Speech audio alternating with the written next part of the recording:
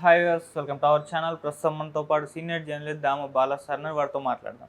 నమస్కారం సార్. నమస్తే sir, heroine Samantha గారు ఎప్పుడు కూడా వార్తల్లో నిలుస్తూనే ఉంటారు సార్. రకరకాల కారణాల వల్ల ఆమె మీద రూమర్స్, గాసిప్స్ విపరీతంగా స్ప్రెడ్ అవుతూనే ఉంటాయి. అయితే ఇప్పుడు ఇంకొక వార్త ఆమె గురించి ప్రచారంలో ఉంది సార్. తను హిందూ మతంలోకి మారింది, ఒక హిందూ గురువు తనను హిందూ మతంలోకి మార్పిడి చేశారని చెప్పేసి ఒక వార్త వైరల్ అవుతుంది సార్. మరి నిజంగా తను హిందూ మతం స్వీకరించిందా? అసలు ఏం జరిగింది?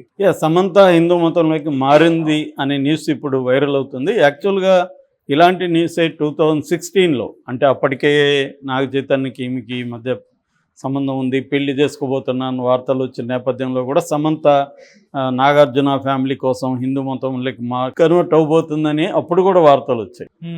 అయితే ఆమె కన్వర్ట్ అవ్వలేదు. చివరికి పెళ్లి కూడా 2017లో గోవాలో జరిగినప్పుడు ముందు రోజు హిందూ సంప్రదాయ ప్రకారం, తర్వాత క్రిస్టియన్ సంప్రదాయ ప్రకారం పెళ్లి చేసుకున్నారు.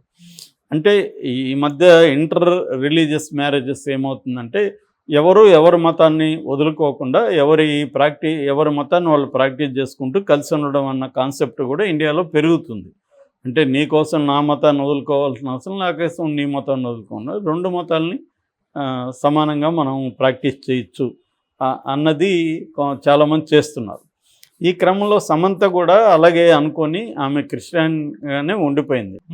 ఎందుకంటే ఆమె క్రిస్టియన్ బోర్న్ ఇదన్నమాట. ఫ్యామిలీ వాళ్ళది Anglo Indian family. Anglo Indians వేరు, ఇండియాలో ఉన్న క్రిస్టియన్స్ వేరు. ఆంగ్లో ఇండియన్స్ అంటే ఎవరంటే 17వ సెంచరీ నుంచి బ్రిటిష్ మగవాళ్ళకి ఇండియన్ స్త్రీలకి పుట్టిన పిల్లల్ని ఆంగ్లో ఇండియన్స్ అనేవాళ్ళు. యాక్చువల్గా 1911 వరకు ఆంగ్లో ఇండియన్ అనే పదం లేదు. అప్పటికి వాళ్ళని యూరోషియన్స్ అని, ఇండో బ్రిటన్స్ అని పిలిచేవాడు. 1911 తర్వాత ఆంగ్లో ఇండియన్ అనే పదం కాయిన్ అయింది. 1926లో All India Anglo Indian Association కూడా ఏర్పడింది.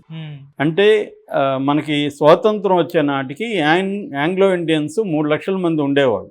ఇవాళ తగ్గిపోయి 1,50,000కి పడిపోయింది వాళ్ళ పాపులేషన్. సో వీళ్ళని ఆంగ్లో ఇండియన్ అంటారు. అంటే బ్రిటిష్ మగవాళ్ళకి, ఇండియన్ స్త్రీలకి. ఎందుకంటే బ్రిటిష్ వాళ్ళు ఇండియాలోకి వచ్చినప్పుడు వాళ్ళకి అందరూ కూడా వాళ్ళ స్త్రీలు దొరకనప్పుడు ఇక్కడ కొంతమంది స్త్రీలతో వాళ్ళు సంబంధాలు పెట్టుకోవడం, పెళ్ళిళ్ళు చేసుకోవడం చేశారు. వాళ్ళ పిల్లలు పుట్టారు. వాళ్ళని ఆంగ్లో ఇండియన్స్ అని అనేవాళ్ళు. ఆ తర్వాత మనకి పార్లమెంట్లో కానీ అసెంబ్లీలలో కూడా ఆంగ్లో ఇండియా కోటాలు కొంత ఉంటాయి, సో ఎగువ సభల్లో. సో ఇలాగా ఈ మీద కూడా ఆంగ్లో ఇండియన్ ఫ్యామిలీ. వీళ్ళ నాన్న రూత్ ప్రభు, ఆయన తెలుగు ప్లస్ ఆంగ్లో ఇండియన్, తెలుగువాడు. వాళ్ళమ్మ నిన్నెటే ప్రభు, ఆమె మలయాళీ. సో ఈమె చిన్నమ్మాయి. వీళ్ళ అన్నయ్యలు ఇద్దరు, జోనాథ్ అండ్ డేవిడ్ ఇద్దరు ఉన్నారు. సో ఈమె చదివింది కూడా ఆంగ్లో ఇండియన్ స్కూల్స్, కాలేజెస్లోనే. హోలీ ఏంజల్స్ అని ఆంగ్లో ఇండియన్ స్కూల్లో చెన్నైలో చదివింది. అట్లాగే స్టెల్లా మ్యారీ కాలేజీలో కూడా ఈమె చదివింది. సో ఈ ఆంగ్లో ఇండియన్స్ కోసం స్కూల్స్, కాలేజెస్ కూడా పెట్టారనమాట అప్పుడు. సో అలాగా ఈమె ఆంగ్లో ఇండియన్ కాబట్టి అంత ఈజీగా కన్వర్ట్ అవ్వరు. మామూలుగా ఆంగ్లో ఇండియన్స్ ఏంటంటే ఒక ప్రాంతాన్ని కూడా ఐడెంటిఫై చేసుకోరు వాళ్ళు. ఆంగ్లో ఇండియన్ అంటే total we are Christians and we are Indians అన్న కాన్సెప్ట్లో ఎక్కువగా ఉంటారనమాట. సో అటువంటి బ్యాక్గ్రౌండ్ నుంచి వచ్చి ఇప్పుడు ఎందుకు హిందూ మతంలోకి మారింది అనడానికి ఏం చెప్తున్నారంటే, ఈమెకు మయోసైటిస్ జబ్బు వచ్చింది కదా, ఇది కార్పొరేట్ హాస్పిటల్లో కూడా నయం కాలేదు. చివరికి కోయంబత్తూరులో ఉండే సద్గురు జగ్గి వాసుదేవ్ ఆశ్రమం, ఈశా ఆశ్రమం ఉంది. మనం ఆయన మీద కూడా కొన్ని వీడియోలు చేశాము. సో ఆయన దగ్గరికి ఈమె కొన్నిసార్లు వెళ్ళింది. ఆయన 1,00,000 ఓంకార జపం చేశాడని, ఆ 1,00,000 ఓంకార జపంతో ఈ అమ్మాయి జబ్బు నయమైందని, అందుకనే ఆయన ఆధ్వర్యంలో ఈమె హిందూ మతంలోకి మారిందని, దానికి ఆమె కారణాన్ని కూడా అడిగితే హిందూ మతంలోకి ఎందుకు మారామంటే, నాకు ధర్మానుసారం అనేక ప్రశ్నలు వచ్చాయి, ఆ ప్రశ్నలు హిందూ మతంలోనే సమాధానాలు దొరికాయి నాకు, అందుకే నేను మారాను అని ఆమె చెప్పిందని కూడా వైరల్ అవుతుంది వార్త. సో ఆమె ఒక ఫోటో షేర్ చేసింది ఎవరితో, సద్గురు పైన కూర్చోంటే ఆమె కింద కూర్చొని ఉన్న ఫోటో షేర్ చేసి 2021లో షేర్ చేసి కింద చాలా టెక్స్ట్ రాసింది. అందులో ప్రధానంగా the Guru will appear van the disciple is ready. అంటే శిష్యులు రెడీగా ఉంటే గురువులు దర్శనమిస్తారు అని చెప్పింది. గురువుతో ఉంటే బౌండరీస్ని బద్దలు చేయొచ్చు బౌండరీస్ ఏమి ఉండవు. మనం మన లైఫ్లో బౌండరీస్ పెట్టుకుంటాము, దాన్ని బద్దలు చేయాలి.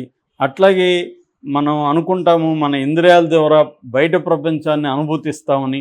నిజానికి అది అబద్ధం. మన ఇన్సైడ్నే మనం అనుభూతిస్తాము. ఆ విషయాన్ని సద్గురు ద్వారా నేను నేర్చుకున్నాను. ఇది తెలియడం వల్ల అటర్లీ బ్లిస్ఫుల్ సిచ్యువేషన్ ఉంటుంది, ఇన్ఫినిట్లీ రెస్పాన్సిబిలిటీ ఫీల్ అవుతాము. ఇలాగ ఆమె ఒక స్పిరిచువల్ పోస్ట్ పెట్టుకుంది. సో ఇక్కడ ఏంటంటే మనకు అర్థం కావాల్సింది మతం వేరు, స్పిరిచువాలిటీ వేరు. సో ఈమె మతంలోకి కన్వర్ట్ అయినట్టుగా అఫీషియల్గా అయితే ఎక్కడ ఆమె అనౌన్స్ చేయలేదు. ఎక్కడ ఎటువంటి వీడియోలు కానీ ఫోటోలు కానీ కన్వర్షన్ ఫోటోలు కానీ లేవు. ఓకే. ఆమె అఫీషియల్గా ఎక్కడ చెప్పలేదు. కానీ ఈ సద్గురుతో ఆమె కలిసి పుట్టిన ఫోటోలు దాన్ని బేస్ చేసుకొని ఈమె కన్వర్ట్ అయిపోయింది అని జనాలు ప్రచారం చేస్తున్నారు. ఆమె అఫీషియల్గా కన్వర్షన్ అనేది జరగలేదు. ఒకవేళ ఏమన్నా సీక్రెట్గా చేసుంటే తెలియదు మనకి. ఆమె అయితే అనౌన్స్ చేయలేదు. ఎందుకంటే మనకు తెలుసు సమంత చీమ చిటుక్కుమన్న ఆమె జీవితంలో సోషల్ మీడియాలోకి వచ్చేస్తుంది. ఆమె ఏది పాజిటివ్ అయినా నెగిటివ్ అయినా దాచుకోదు.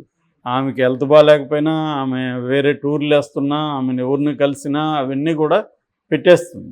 కాకపోతే కొన్ని మరీ పర్సనల్గా ఉండొచ్చు. ఇప్పుడు ఎవరో ఫర్ ఎగ్జాంపుల్ డైరెక్టర్తో డేటింగ్ చేస్తుందని చెప్పారు, కానీ ఆమె ఎక్కడ దాన్ని మెన్షన్ చేయలేదు. అంటే వాళ్ళ ఇద్దరు కలిసి నిర్ణయించుకుంటారు ఎప్పుడు ప్రకటించాలి, ఎప్పుడు ప్రకటించకూడదు అని. కాబట్టి అట్లాంటివి తప్ప అదర్వైజ్ ఆమె సాకి అనే ఒక క్లోజ్ స్టోర్ పెట్టింది, దాన్ని గురించి చెప్పింది. అట్లాగే ప్రత్యూష అనే ఒక ఎన్జిఓ పెట్టి ఆమె అనేక చారిటబుల్ యాక్టివిటీస్ చేస్తుంది, దాని గురించి కూడా అనేకసార్లు పోస్టులు పెట్టింది. అట్లాగా ఆమె ఎక్కడికి వెళ్ళినా ఏం చేసినా పోస్టులు పెడుతుంది.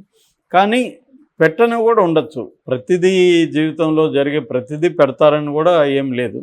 వాళ్ళు డిసైడ్ చేస్తారు ఏది షేర్ చేసుకోవాలి, ఏది చేసుకోకూడదని. ఏదేమైనా సమంత హిందూ మతంలోకి మారిందనే వార్త మాత్రం వైరల్ అవుతుంది.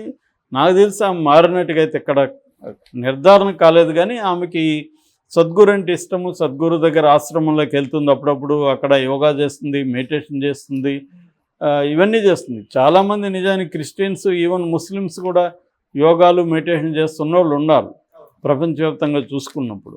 ఎందుకంటే ఇది ఫిజికల్గా మెంటల్గా పీస్ ఇస్తుంది. ఫిజికల్గా యోగా అనేది బాడీకి మంచిగా హెల్ప్ అవుతుంది. అట్లాగే మెంటల్గా యోగా మెడిటేషన్ని ప్రపంచంలో అందరూ కూడా దాన్ని అడాప్ట్ చేసుకుంటున్నారు, మెడిటేషన్ మెథడ్ని. ఈవెన్ సైకాలజిస్టులు కూడా మెడిటేషన్ చేసుకోవడం వల్ల మీకు మెంటల్ పీస్ వస్తుంది, ఏకాగ్రత పెరుగుతుంది, మైండ్ఫుల్నెస్ అంటే మనం ఏ క్షణంలో ఏ పని చేస్తామో దాని మీద దృష్టి, ఈ మైండ్ఫుల్నెస్ పెరుగుతుంది. ఇవన్నీ మెడిటేషన్ ద్వారా వస్తాయనేది చాలామంది చెప్తున్నారు. అలాగే ఈమెకి ఎందుకంటే హెల్త్ బాగాలేదు కాబట్టి, మామూలుగా హెల్త్ బాగాలేని వాళ్ళు అందరూ కూడా ఓన్లీ డాక్టర్లే నమ్ముకోరు. సివియర్ హెల్త్ బాగాలేని వాళ్ళు చాలామంది దాంతోపాటు భక్తిలోకి కూడా వెళ్తారు వాళ్ళు. ఎందుకంటే వాళ్ళకి మెంటల్ సొలేస్ కూడా కావాలి. డాక్టర్ ఫిజికల్గా మాత్రమే ట్రీట్ చేయగలడు, కానీ వాళ్ళకి మెంటల్ సొలేస్ కూడా హెల్త్ బాగాలేనప్పుడు మైండ్ కూడా బాగా డిస్టర్బ్ అవుతుంది ఫిజికల్గా హెల్త్ బాగాలేనప్పుడు. సో ఈమెకి చిన్నప్పటి నుంచి కూడా హెల్త్ ఇష్యూస్ ఉన్నాయి. చిన్నప్పుడే ఈమె డయాబెటిక్, అందుకని ఈమెని ఫిజికల్ ఫిట్నెస్ని చేయడానికి మీకు చిన్నప్పుడే కరాటే వాళ్ళ ఇంట్లో వాళ్ళు నేర్పించారు. దాని తర్వాత మనం చూసాం 2012లో ఈగ తర్వాత లైట్స్ ఎక్కువ, ఈగ కనబడాలని లైట్లు ఎక్కువ పెట్టడం, దానివల్ల ఆమెకి స్కిన్ అలర్జీ రావడం, ఇవన్నీ కొన్ని రోజుల పాటు ఆమె హాస్పిటలైజ్ అవ్వాల్సి వచ్చింది.